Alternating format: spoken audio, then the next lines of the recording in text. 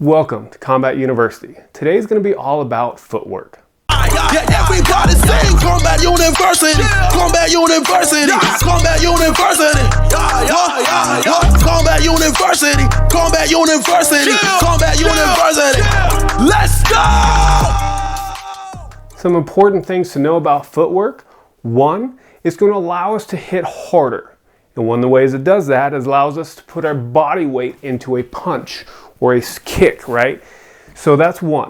Two, it puts us in position to be able to strike. If our opponent's in front of us, if he's too far away, we can step in to get closer. Or vice versa, if he's too close, we can move back and get out of the way. So it allows us to be able to position ourselves to strike. If we move to the side to be able to hit the side of the face, right? It puts us in that position. And number three, footwork allows us to get out of danger. Again, if somebody's trying to strike you, you can move out of the way. Hey, even if you turn, right, and you were to run away, that's still using footwork. So for this lesson, I'm going to teach you or show you how to do 8 basic foot movements that you can use in self-defense. Okay, so this first position is a full horse. This gives us a solid base, and when we're hitting somebody, it puts us in position to be able to strike and be powerful with those strikes. Make sure though that you don't go too wide. If we go too wide in a stance, we can't move, right? We can't get out of the way, we can't position ourselves, or at least not in time. We're gonna have to bring those in first to be able to do something. So this first one here is a full horse. 2 is going to be a left or right horse. You can go either direction. This puts you in position, especially when you're striking somebody here, right? It puts you in that position as you strike to give you the most power. So 1, 2, 3 is going to be a cat stance. I'll use this when I'm talking about if we're going to kick somebody, right? It allows you to kick. It takes the weight off that leg. It also allows you to be able to move here. In this position, you can move anywhere you want.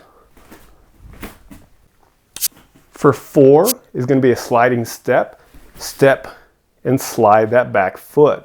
This allows you to get closer to opponent. If your opponent's over there and we step and we have to get really close, it allows us to do that.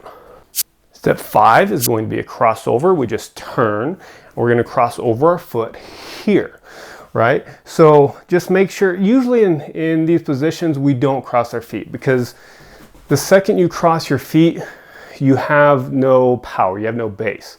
So if someone pushes you, you're going to fall over. It's the same reason we try not to put our feet together when we're trying to defend ourselves. There are times when you have to step up, but for the most part, we don't want to stand straight, and we don't want our feet together, and we don't want them crossed. And it's because when we do this, again, we don't have a solid base, and we could be knocked over. Sometimes we would do this cross right. If we need to step across, we need to hit here, we elbow here. And then from this position, we're going to turn back and go into another full horse. For 7, we're going to turn and we're going to be in a deep stance. This allows us to strike lower, right here, but still have a solid base. And then for 8, we're just going to step up, and then we're going to step diagonal. This diagonal step I use a lot, especially when you block and you move into somebody.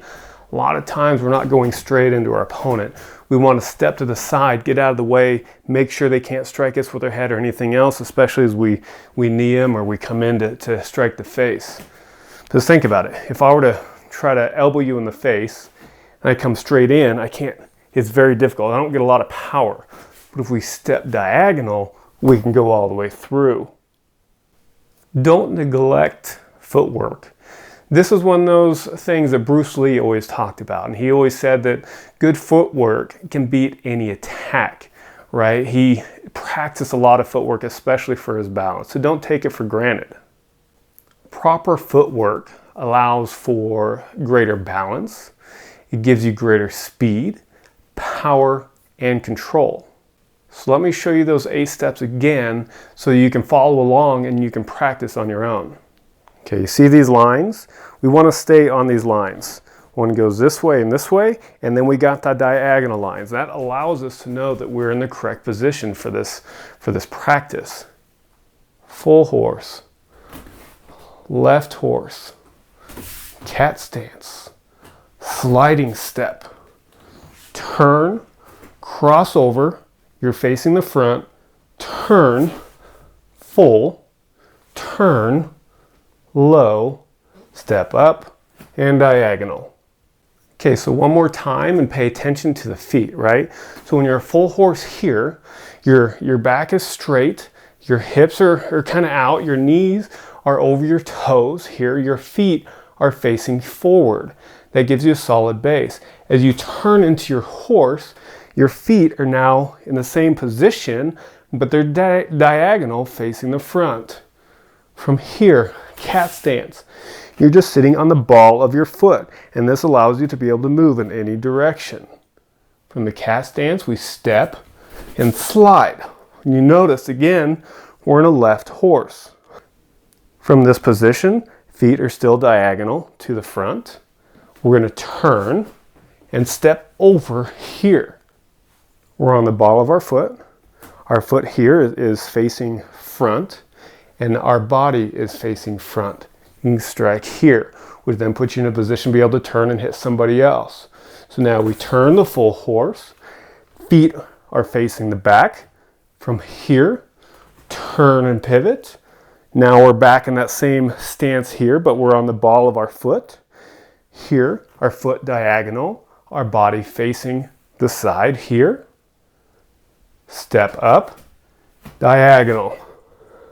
The other direction.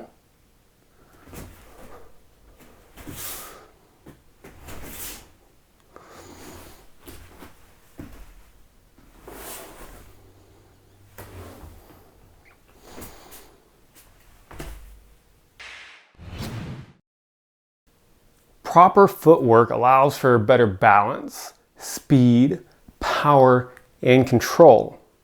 So go try it out. Hit that like and subscribe, and I'll meet you back here to go over more self-defense techniques.